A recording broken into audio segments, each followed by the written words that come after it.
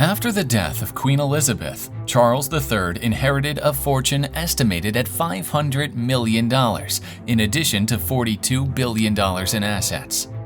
Still, the king will never have this entire wealth.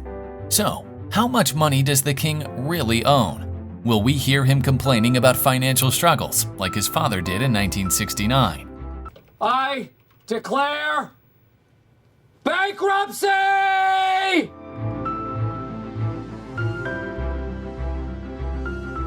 Charles starts his reign with a very large amount of money, mostly earned through his annual income as Prince of Wales. In 2022, Prince Charles earned around $27 million. As the new monarch, Charles inherited the Queen's private estates, the castle where she died in Balmoral, as well as Sandringham horse farm, known as the Royal Studs. King Charles is also expected to inherit her enormous private collection of jewelry, art, rare stamps, and any personal investments. And this'll all be mine? Everything. Forbes estimates these personal assets to be worth $500 million. And thanks to a 1993 agreement with the British government, Charles won't pay any taxes. And that's not all. As the new monarch, Charles assumes ownership of institutions that manage an estimated $42 billion in assets, including the crown jewels and some of the world's most famous royal palaces, like Buckingham Palace, Windsor Castle, and the Tower of London. But wait, can the king sell these monuments?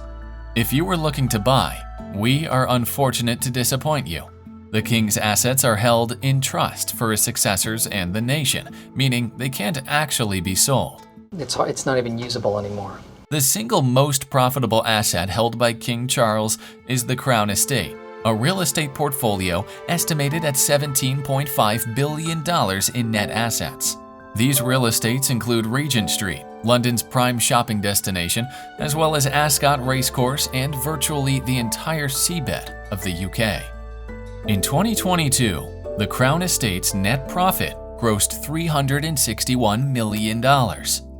You can imagine Charles tearing of joy for such a profit, but let us disappoint His Majesty this time, since not all of it goes to his royal pocket. I don't make this much.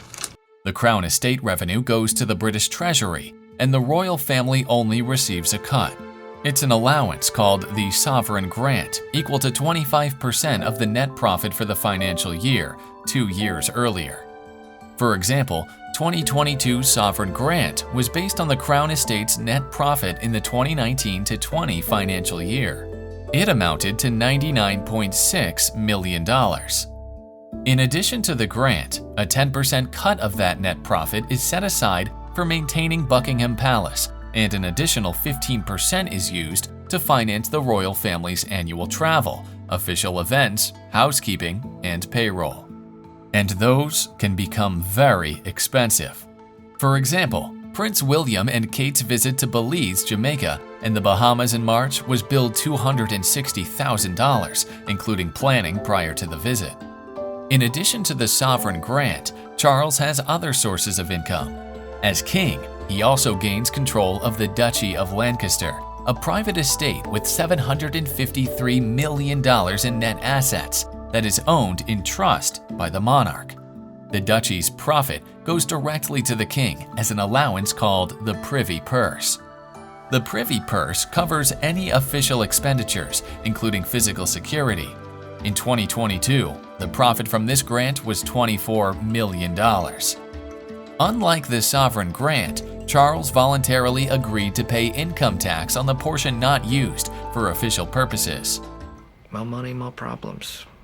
The rest of the Crown's holdings, at least 9 former and current royal residences, and the royal collection, which includes works by Rembrandt, Vermeer, Caravaggio, and Leonardo da Vinci, in addition to the crown jewels, are very difficult to value since they are never put into markets.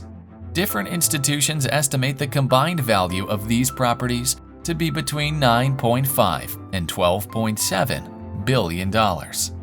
So, does Charles have enough money to keep him from financial struggles? And does the king's duties justify his revenue? I am running away from my responsibilities. Let us know in the comments. Subscribe and let us increase your intellectual assets with a new video every week.